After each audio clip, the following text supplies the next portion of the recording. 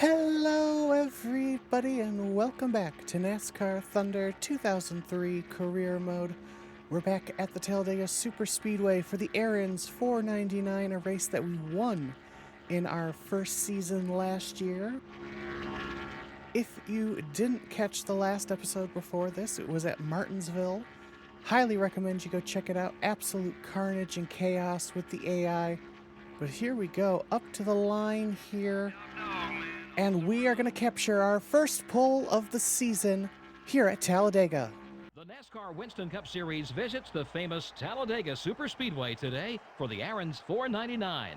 This is Joe Moore and Barney Hall for MRN, and we're live to bring you all the action.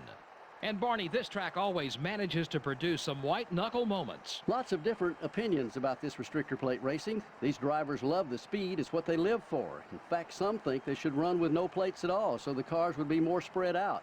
Speeds would be well over 215 miles an hour. But that doesn't seem to bother most of the drivers. It's the fact that they can't break away from each other with the plates on the cars that bother them. What a great starting position for the Coca-Cola car. I could tell by the look on his face this morning how happy he was. I didn't even have to ask. Great to see him starting up front for a change. With over 25 seasons under his belt, Ricky Rudd is NASCAR's most experienced full-time driver. It's hard to believe, but he got his first Winston Cup start back in 1975 at the age of 18. Since then, he's been in the top 10 in points more often than not, and he's still at the top of his game. Ward Burton hasn't made much of a move in the points so far. And how frustrating that must be. You're working just as hard as everyone else, yet you just can't seem to finish well on race days to gain the valuable points you need. These guys need a good finish just to regain their confidence as a team.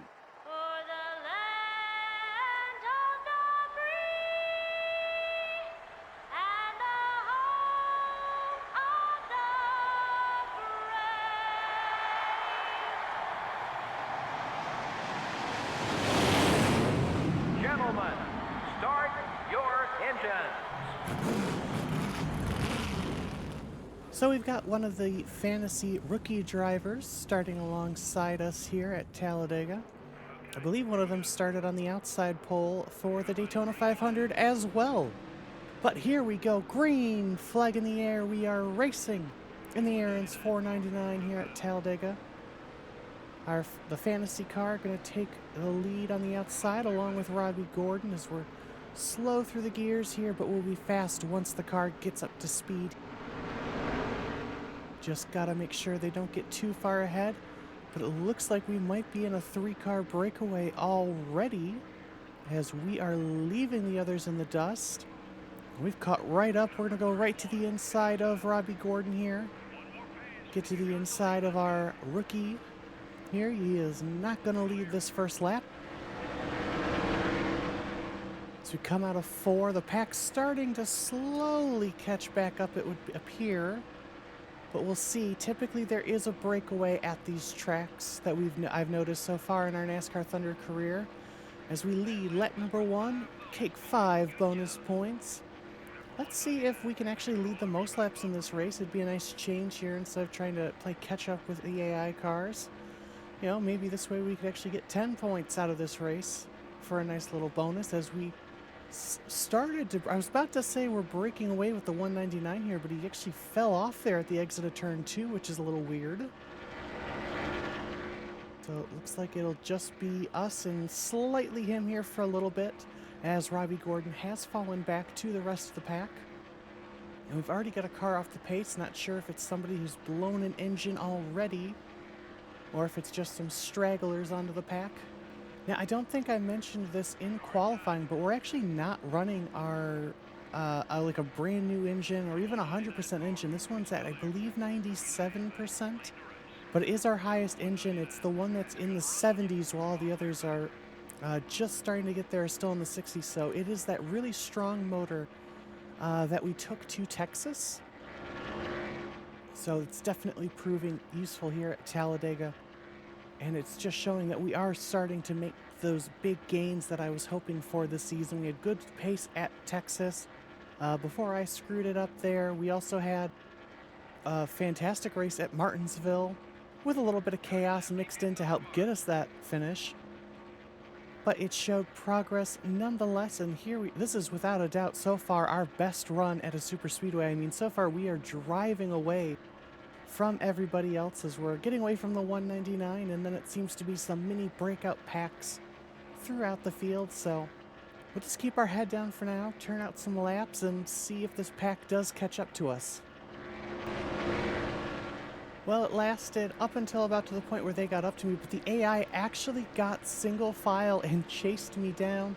They did swallow up the 199 car. He's somewhere in that pack. I think I just saw him there, around where Tony Stewart is, but yeah, it's a little weird. The pack will get single file, and they managed to chase me down, but now they're starting to get double file again now that they've caught up, and it's kind of allowing us to break away again.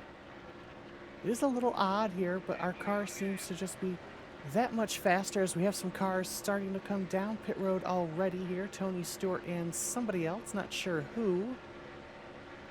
But as you can see, they got single file again coming out of turn 4, and that allowed them to get right up to the back of us. As you now have Jimmy Johnson and Mark Martin behind us. Seeing these two specific cars together at Talladega just always makes me think of the EA Sports 500 from '02, where these two got together on the pace lap. The last caution-free NASCAR race for now, as of the time we're recording, because again, we are, if you hadn't seen the news, we are going caution-free on the stage breaks for NASCAR this season. But you can see they got side by side again, and once again, we're starting to drive away from them. Not seeing any other takers down pit road this time.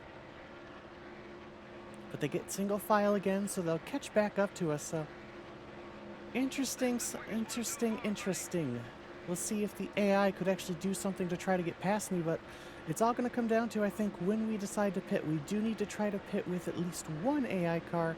It's just going to be a matter of how many and what lap we pit on. As they're now side by side behind us, Bobby Labonte taking a look down our inside here as we get through these lapped cars. And they're going to get single file for now as we approach, I believe that's Robbie Gordon. Whoa, Bobby Labonte just slowed way down. I'm starting to think he's going to be pitting this lap. Nope, he's not pitting. The AI just slowed down very suddenly. Robbie Gordon's AI was still pretty far ahead, so it'd be a little odd if they got spooked by that, but 1.4 now the gap, and it's just growing thanks to that, so I'll take it, I guess, and I guess we'll pit in a couple laps. Alright, pit road was pretty crowded last time, so I decided to stay out, but we'll go ahead and bring her to the attention of the crew this time around. Let's try not to speed here as we get up to the back of Michael Waltrip here, onto the brakes here. Slamming on the brakes to make sure we hit pit speed here. Can't be too careful this time around. Just 2 tires, and we are going to get a full tank of fuel into this thing.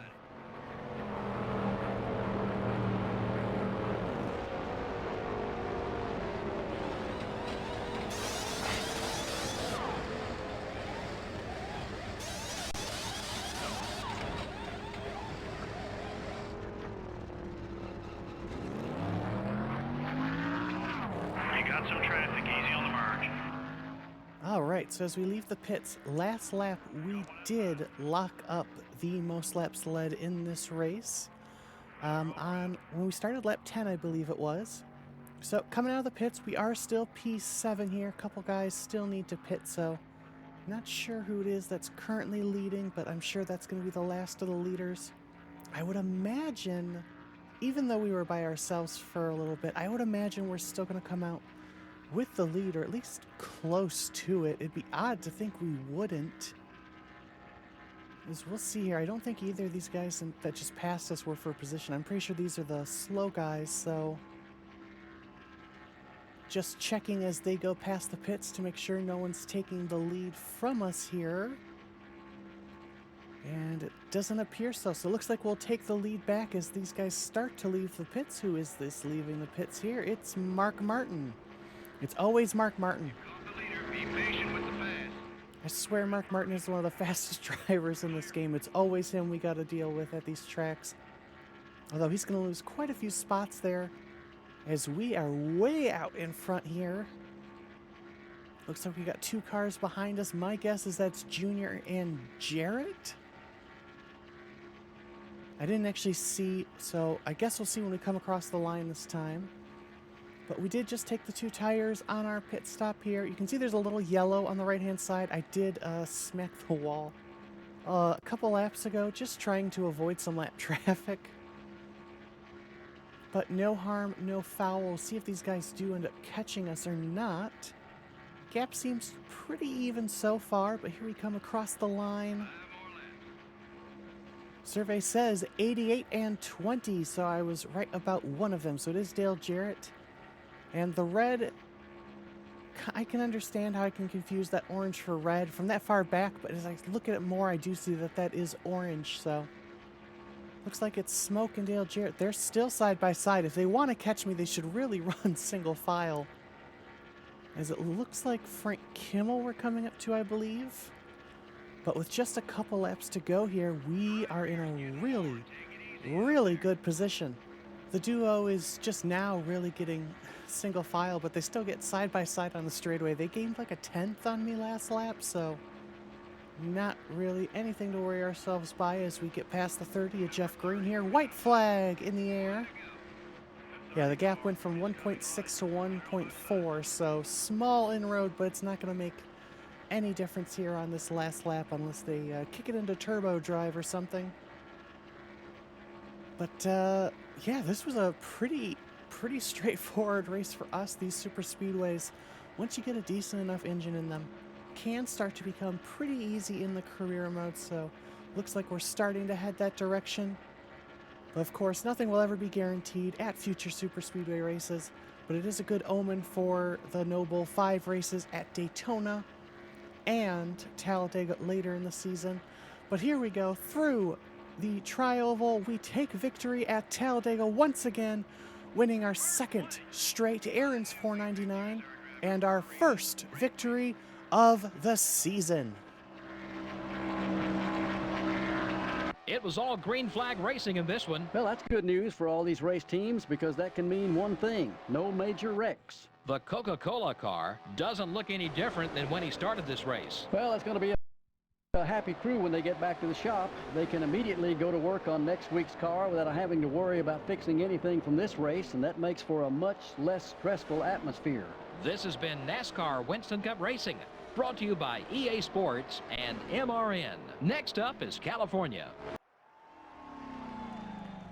For the first time this season, we take our number 63 Pontiac to victory lane. I believe this is the first time Coca-Cola has been to victory lane with us, as we will enjoy a refreshing NASCAR Thunder 2003 soft drink.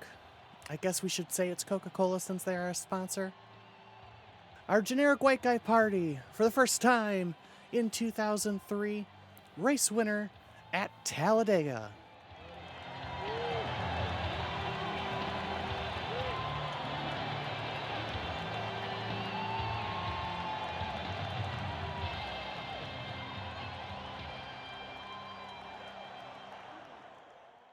So victory number 1 of the season, career win number 5, puts us in 16th place, just above Michael Waltrip, Jeff Purvis, and Jeff Burton.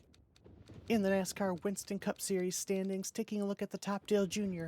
leading 190 points over Ricky Rudd.